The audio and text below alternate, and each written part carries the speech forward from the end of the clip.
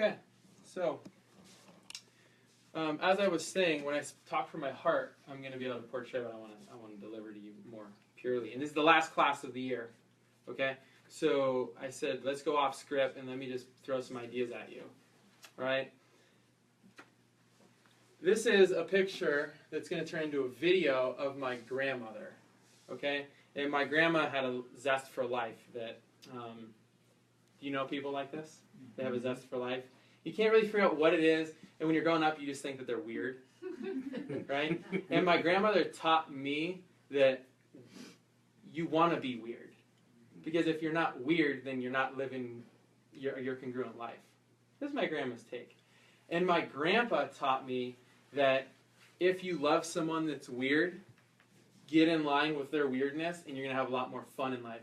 So my grandpa taught me to be chill and just have fun in every situation. So I want to show you this video of my grandma and grandpa. And it's pretty short, but here's Gram. And watch how much fun she's having. Terrible dancer. At least she's doing it. But she's doing it. About the same as what we were just watching. Okay? So this is our intro to Christmas. And here comes Grandpa. I should figure out what year this is. Looks like sometime in the 70s. Yeah, because my mom's going to show up. And she looks like she's... Here's Grandpa. And Grandpa, just loves Grandma being weird. And he's smoking his cigarette. And that's his entrance. Because how can you follow Grandma? Okay? And here comes my Uncle Ron, who... probably one of the coolest guys I know. Right? He went to Woodstock and has all the great stories about all those things that we love to hear. And I like that guy. so he took notes from Grandma. Here comes Aunt Joyce. And here comes Uncle Jack. And here comes Mom. And I have no idea who that is. Okay? So they're obviously playing around. There's Mom. Look at her. Hopefully my mom's watching this. That'd be cool if Mom was watching this. So there she goes again. All right. So I wanted to show you that because family does something to us that we really can't explain. Do you agree? Yes. Say yes. Yes. Yes. Okay. So you agree that family does something to us that we really can't agree. So Grandma and Grandpa changed my life. They changed thousands of lives in the process of doing this. And Grandma taught me how to be weird. Okay? So right before Grandma and Grandpa died, we were all over at Grandma and Grandpa's house, and Grandma was making tuna fish. She was the pro at making tuna fish. So she was making a tuna fish sandwich for the whole family. Grandpa gets a cough, and he's congested, and Grandma goes, "Oh gosh, honey, I hate seeing you like this. I'm gonna go get you something to make it all feel better." Okay? So she leaves the room. The whole family's having lunch, eating tuna fish sandwiches, and Grandma comes back with a packet of pills. And she starts passing the pills over to Grandpa. And my little cousin Cody, he goes, "Oh, give me one of those. I'm sick too. I want a decongestant too." So it's going around the table, and everyone's taking a pill out of the cartridge. And people start taking the pills. And my cousin Cody looked at it, and guess what color it was? It was purple.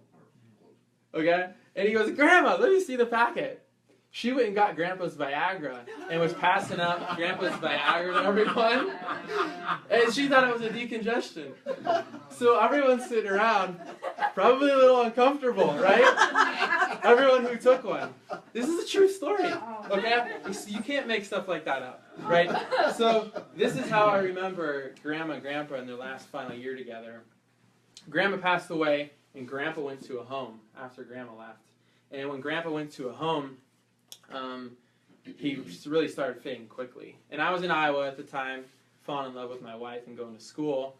And I remember getting a call from my mom, and she said, "Grandpa's not doing too well." And I had summer break. And I said, "Well, is Grandpa going to make it? I have a week left of school." And she goes, yeah. He'll be fine. But we're going to take him home and do the hospice thing. So they sent Grandpa home, and I was kind of in touch. 10-hour drive from Iowa. And I finished my last final. And I talked to my mom and said, "Mom, is everything okay?" She goes, "Yep, Grandpa's at home. He's doing fine, but get home." Okay, cool. Drive straight through, hold my bladder the entire time. And I go to my brother's house, and I said, "Hey, I'll pick up Christian, and we'll go over to see Grandpa at the house." And I got to my brother's, and we sat down and we started eating pizza, and he said, "Do you want pizza?" I said, "Well, let's take it to go, because I want to get to see Grandpa." And he looked at me and he said, "Grandpa's not with us anymore." And he said, "He didn't make it." And I just about lost it, because all I wanted to do was get to say goodbye to Grandpa. Okay? So my memories of Grandma and Grandpa, of course, now I have sadness, but I get to think of all the lessons that they taught me. And I remember I missed them by 2 hours. And it was really hard for me. But I didn't understand why I couldn't have made it faster, and why couldn't I have gone a couple days earlier. And I'll come back to that, but it really struck me that I felt like I didn't make it. And I carried that for a long time. So tonight we're going to talk about philosophy. And our philosophy of life is developed by our beliefs, our perception of people who we love and care about, and what they teach us. And I think those two things, plus a little bit of God innate in you. That, yeah, you just don't know why something's not right or wrong, but something tells you that it just is, and you have no experience making a decision based upon what's in front of you, but it's just within you, and you just go with your what? Your gut. Everyone say gut. Thank you. So you just go with your gut. The problem is that I do think that God-given innate ability to make good decisions about our philosophy for life and well-being, unfortunately, a lot of times we ignore it. You know what I'm talking about? Mm-hmm. Hey, Grandpa's not doing good. Oh well, I'm going to get home right now. I just ignored it, and I knew. You know what I'm saying? I knew what I should have been doing. So we all have bad stuff that happens in our lives. Would you agree? Yes. We all suffer. Because I do believe that without suffering, there's no joy in love. It's like the yin and the yang, right? There's got to be a little bit of darkness to be able to realize that light exists. Agree? Mm-hmm. So it's the yin and the yang. And I know we carry a lot of bad junk with us, don't we? A lot of bad stuff that destroys our lives instead of bringing us back up. And when I look at that, I think that some people, I work in healthcare, some people just are attached to their suffering. And they can't get over it because their philosophy of life and their belief structure has always been that you're going to always deal with this for the rest of your life. You know what I'm saying? You know people like this? So I do believe that maybe if you're willing and open, maybe sometimes we have to be open enough to accept that our philosophy maybe is wrong. Our philosophy for our health. Every one of us has a philosophy for health and life. And if you don't know that you have one, maybe you're not connected to it enough. And if you don't know that you have one, maybe you just have never taken the time to think like this. Okay? So I do believe that the people who are attached most to their suffering, maybe they just have never thought about it before and said, this doesn't have to be the way that it is. So what I've come to realize in my time as a chiropractor is that unfortunately, the one thing that will change most people is a life crisis or a life and death situation. The unfortunate truth is that a lot of times it has to be you that goes through it. Raise your hand if you've heard someone say, that day I changed my life. So many of us. And tell me, was it a major emotional or health crisis? Almost every single time. The reality is that I don't believe that we have to get to that point to make a change. I just know that that is the thing that kicks us in the butt to get us to make a change. And I've taken on a lot of energy as I've been working as a chiropractor, and only now am I able to realize that that's real. Okay? I don't think that we have to wait for that life and death situation to change our lives. Now, I'm going to tell you 8 words. And these are 8 very dangerous words. How many words am I going to tell you? 8. 8. Okay? You ready? Here's the 8th. I'm raining. This time, it's going to be different. On 3. 1, 2, 3. This time, it's going to be different. How many times have we said that to ourselves?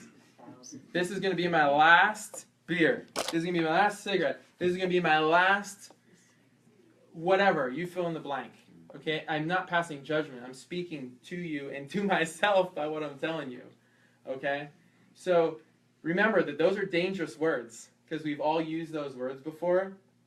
And the fact is I was preparing for this class last night, trying to get some thoughts down. It's not going to be different. The only thing that's going to be different is you. So I came to a realization that the world is not going to change. It's gonna stay the same because it's always been the same. But what is going to change is your perception or your philosophy of how you fit in it or how you view yourself or value yourself. That you can change. You with me?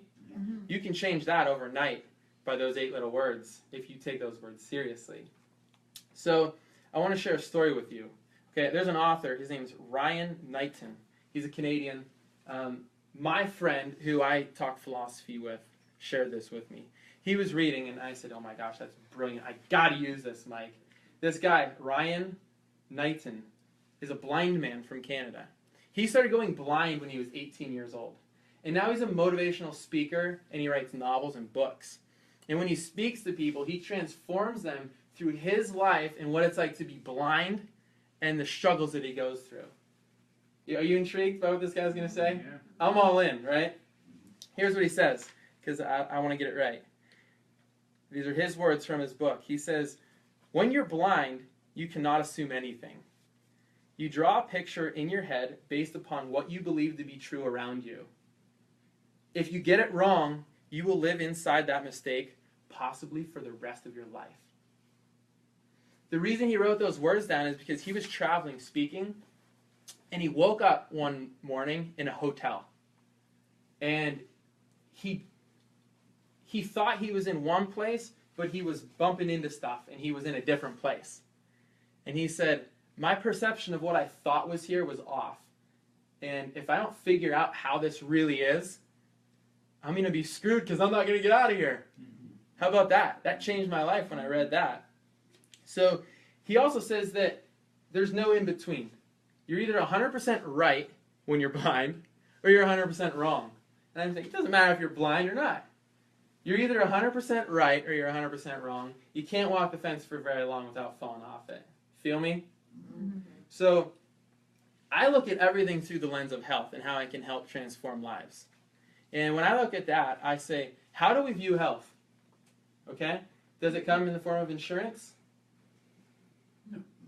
No, because right now, for the first time ever in the history of the United States, you will pay more for your health insurance and potentially not use a cent of it than you will to stay healthy. Right? I pay $750 a month for health insurance. How much of that do you think I might use next year, unless it's a life or death situation? You won't. I won't, because I want to stay as far away from the place where people go to die as I can. You feel me? Mm-hmm. All right? So when we talk about health, we have a system that, unfortunately, we've taught people that the system is called healthcare, and the reality is it's a lie. And I will tell you, I will stand here and tell you it's a lie till the day I die. It's a lie because there's nothing healthy that comes out of that system, except for a moment of crisis when you need a life-saving intervention. There's nothing healthy about that.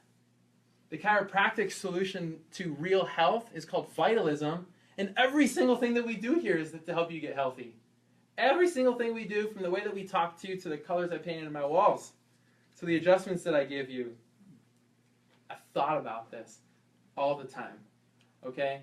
And we had a conversation today when we were hanging out with our team here, and I think that my team's the best team because we can talk about this stuff.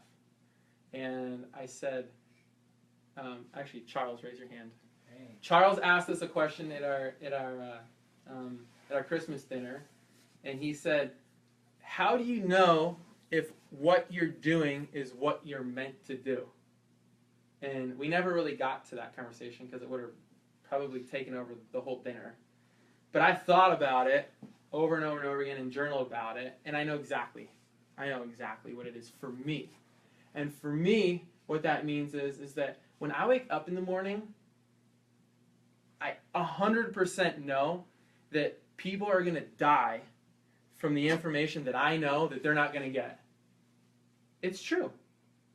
I'm not telling you that a chiropractic adjustment is going to miraculously bring life back into a body that's dead, but I'm 100% convinced and positive that people who live their lives with blockages of their healing channels and nerve interference will live less than optimal lives and potentially die, from what I know.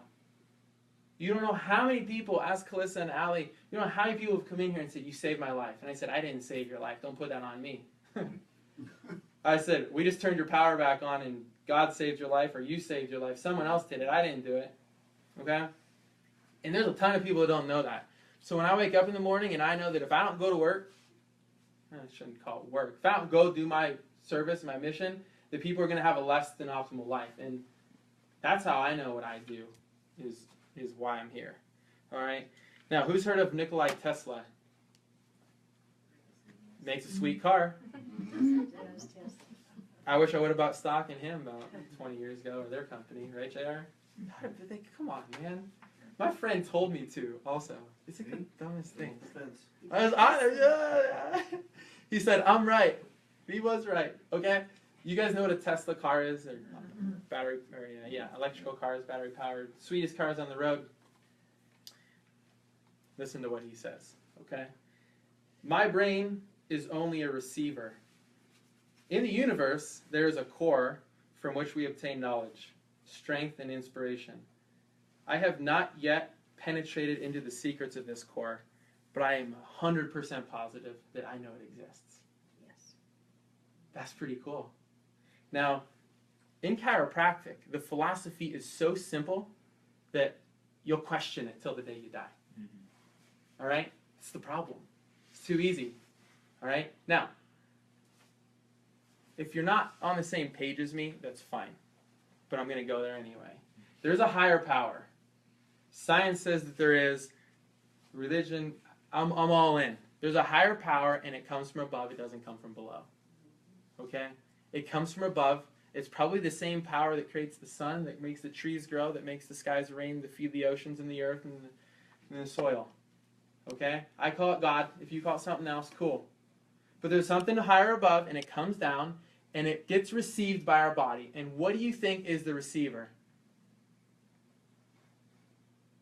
We don't have an antenna sticking up to get it, but we have a receiver inside of our physical body that transmits that energy from above. Who thinks they have an idea what it is? Your spine. It's your brain and your spinal cord. I've never seen someone live without a brain and spinal cord. The energy and the powers from above come down. They are received by the brain and the spinal cord, and they transmit those rivulets of energy and life that we can now measure. And they transmit those to every cell, tissue, and organ in your body. If you break the communication channels from above down through the receiver to any cell in your body, that cell will what? Live or die? It will die. Not if, but when.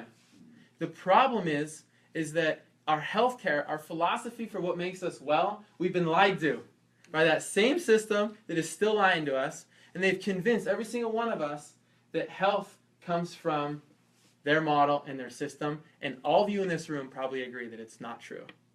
They can save your life in a moment of crisis. They will do absolutely nothing for you once they get you well, or they save your life.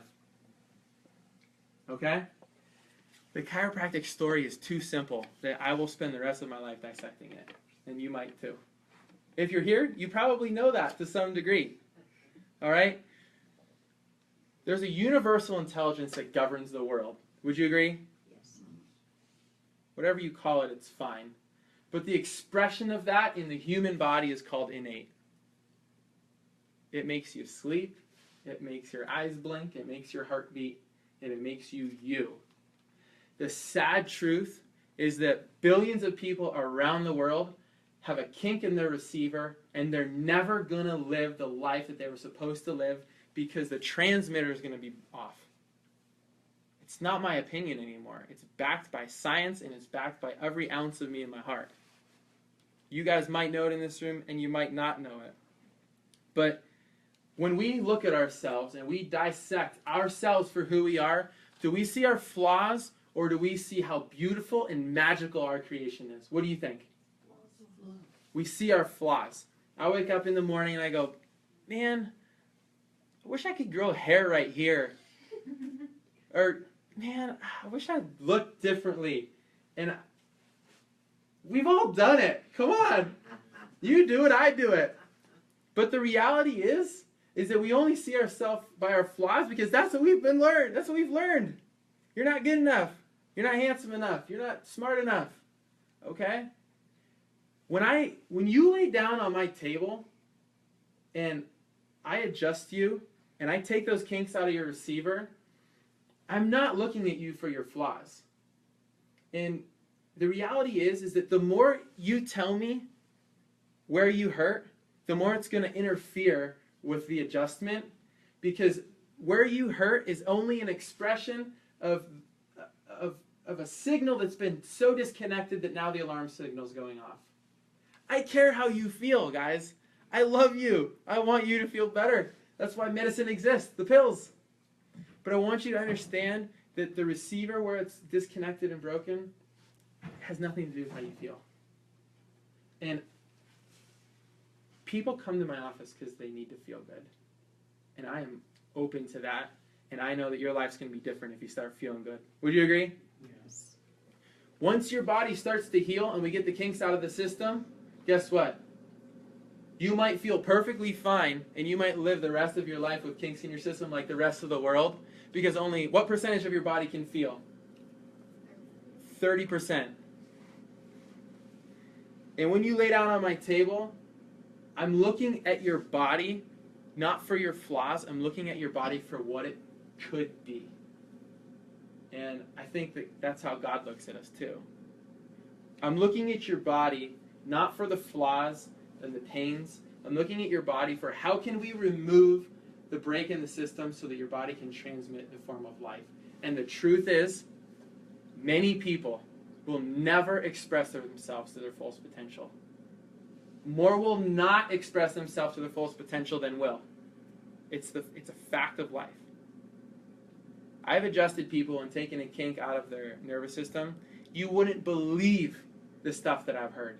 Has absolutely nothing to do with anything you could ever imagine. And they go, how's that possible, doc? And I go, that's not me. I don't know. Go home and look in the mirror and ask yourself that. But are you happy that it happened? Oh my gosh. I'm going to tell everyone I know about chiropractic, and I'm going to send every person I know into your office. Great. Guess how many people show up? Because they're not ready. It's fine. It's okay. It's okay. If you know something and you are 100% positive and you know that you're right, it might be right for you and it might not be right for anyone else who you love. And the hardest days that I have are the days when I go home and I've had 6 new patients that week, and guess how many of them start care? None. That's a hard day for me. But I can't do anything to make them get it. This is a hard sell. You guys know because you've referred people here. This is not an easy sell. Some of you in this room have been to 20 classes in the past 2 years. And maybe it's still, yeah, I've been doing this my whole life. This is a tough sell. But it's only because you have to walk by faith, not by knowing sometimes. Because you can't feel everything. All right? My great mentor had a major health crisis.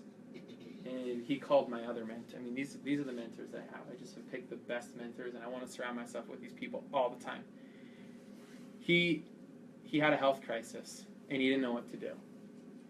And he called my other mentor, and he said, Scott, here's the situation. How do I know that I'm making the right decision? And he said, you just know. There is no way to know. You just know. You know that it's the right one, and you go all in, and you don't walk the fence. You go all in, and you make it work because it's going to work. If you're that confident in your decision, it's going to work. And I tell people about chiropractic, and I put that, you guys have seen, I put some quotes up. I expect that when you start care, a miracle is going to happen. I expect it. That's how confident I am in your body. Okay? So, my heart breaks when people don't choose chiropractic, and you guys are experiencing this when you refer someone in here. But the reason that this office continues to grow, and we're talking about expanding and taking on more, is because of one reason. And it's because every time I teach you a class, I tell you the truth. And if I don't know, I'm going to tell you I don't know. But when I'm talking to you like this, I'm telling you the truth, and I know it's the truth. And when we tell the truth all the time to everyone, and we spread the love, and we spread the message, and we tell the chiropractic story based upon what you can become instead of the flaws that you have, people will continue to come into this clinic every single day, and more people will show up, and more people in this community are going to be healthy and transformed. I don't think it's going to happen. I don't hope it's going to happen. I know it's going to happen. And I told Allie and Calissa today, I said, my door is open to you guys. I love you so much that if this isn't congruent with your life, you can leave at any time. My feelings won't be hurt. Because I know that this is an important role for someone to take on who's not a chiropractor. And I told them this. I'm going to share it with you so you guys can be witness to what I told them. If I die in an awful car accident, which I won't, but if I die and my wife goes with me, there's going to be a ton of people in this community that need to hear this message. And my team knows that it goes on to them, and they're responsible for bringing in the best chiropractor they can find to carry this message over. I said, you girls are going to have to figure out how to run this clinic. And I know Calissa already knows how to. So you're safe. Cool? I swear, I told you that, didn't I? I said, you guys have a big role. All right. That's Grandpa Russ. And for you guys who've been adjusted this week, you knew that Dr. Ashley wasn't here. And it's because Grandpa Russ died on Sunday morning. And every family has a patriarch or a matriarch that holds the family together, right? For me, it was my grandma, and my grandpa taught me how to have fun watching her be weird. And Grandpa Russ was hands down the patriarch of the Hughes family. And you know what I'm talking about. I don't have to continue on, okay? He started having problems with his heart about 4 or 5 years ago. And the doctors said, Russ, you really need to get a valve replaced. Your valve's it's failing, it's just old. And they said, we can do surgery and we can put a new valve in. And they said, you might not make it through surgery.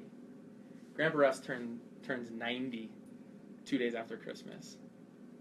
And he said, if I go out, I ain't going out in the hospital, and I ain't going out while I'm not conscious.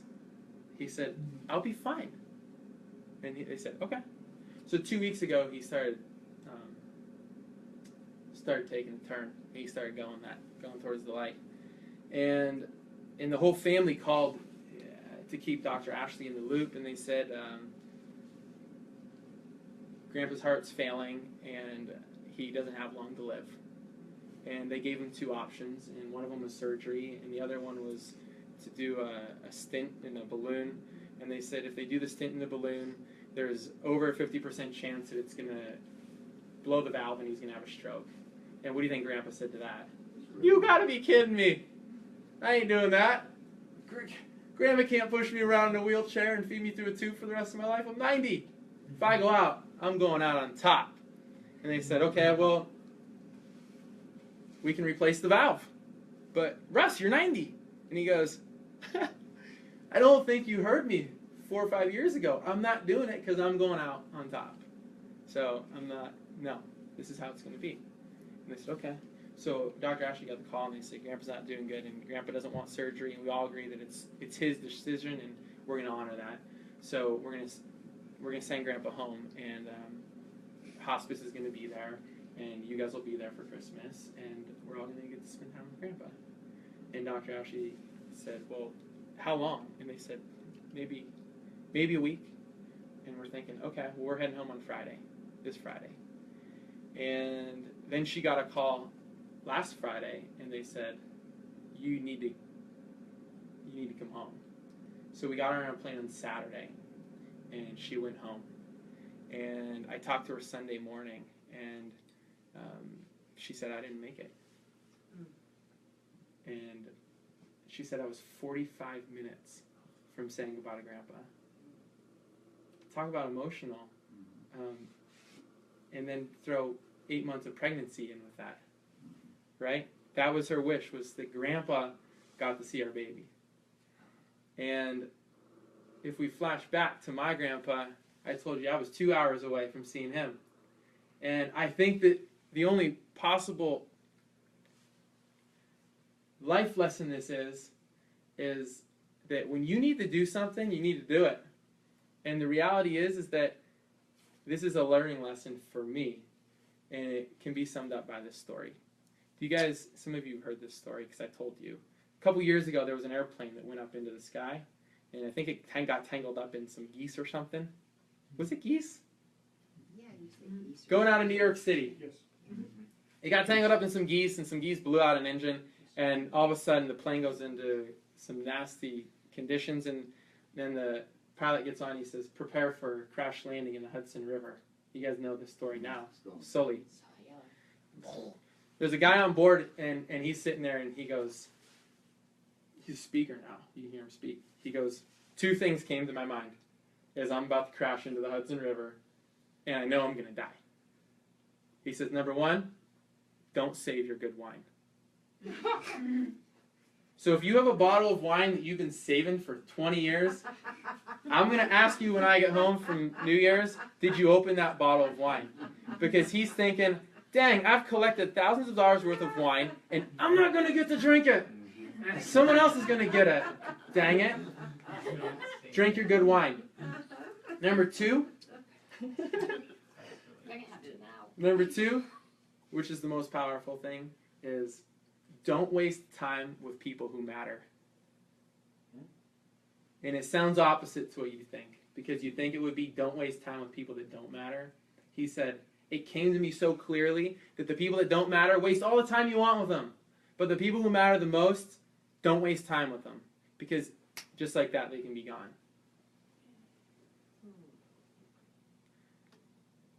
I got a lot to ask of you guys, and if I overwhelm you, I'm sorry. But I don't know how it's possible to understand what I shared with you tonight and not want to share it with every single person that you know. And it's not self-fulfilling for me. It's because people need this so badly, and nobody else is teaching them. And I told Calissa and Allie that, I said, who else in the community is going to step up and do this? And I asked them over and over again until we realized that nobody else is going to step up and do this. So you got to find someone. Your husband. So you got to share this with someone. Even if you think that you're crazy, you got to share it with someone, and you got to give them a chance. And if you think that it's possible that you could be at this class and there's someone else in your life that could have gotten something from this, bring them next time. Don't come alone. Because they're going to think you're crazy when you leave here and try and explain to them what just happened tonight. You get it? So bring them. The best time of the year to initiate change is right now. There's more people that want to get healthy in your life right now than any other time of the year. And this is the opportunity to share it with them. And talk to the girls. I'll pay for half of their first exam if you bring them in here. I'll pay for it. So be open to sharing this message right now, this next week, okay? All right. I love you guys. I really do.